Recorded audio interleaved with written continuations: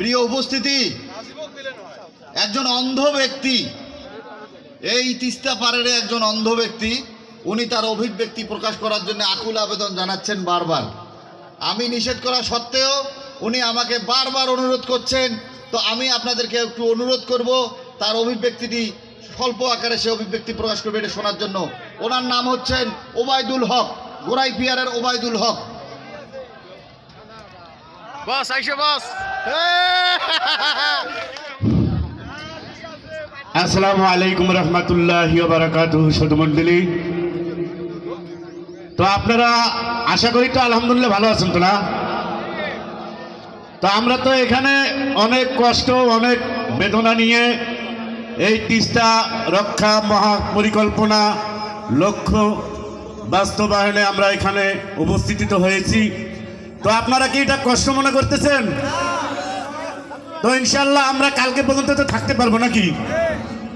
তো আমরা যদি কালকে পর্যন্ত থাকতে পারি, আমরা আরো নিজ নিজ দায়িত্বে আরো 2-4-5টা লোক যেন আপনারা সঙ্গে করে নিয়ে আসতে পারেন।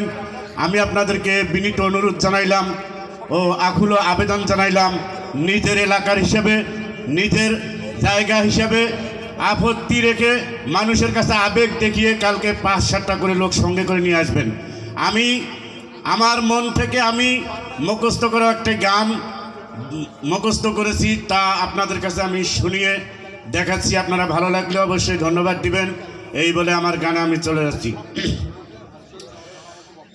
ওরে তিস্তা নদী ভাঙলি রে বসত বাড়ি, ওরে তিস্তা নদী ভাঙলি রে বসত বাড়ি, তোর কারণে হইলাম দিশান্তরি। তিস্তা নদী রে ভাঙিস না আর আমার বসত বাড়ি, তিস্তা নদী রে ভেঙে দিলি আমার বসত বাড়ি। বড় বাড়ি গরুর গাড়ি করলি সারা সারি, বসত বাড়ি ভেঙে দিয়ে বানাইলি দিশান্তরি। বড় বাড়ি গরুর গাড়ি করলি সারা সারি, ভেঙে দিয়ে বসত বাড়ি করলি দিশান্তরি। ওরে তিস্তা নদী উপায় কি দে করি, ওরে তিস্তা নদী উপায় কি দে করি, বেতাই আমি কাতরাইয়াতে থাকি। তিস্তা নদী রে ভাঙিস না আর আমার বসত বাড়ি, তিস্তা নদী রে ভাঙিস না আর আমার বসত বাড়ি।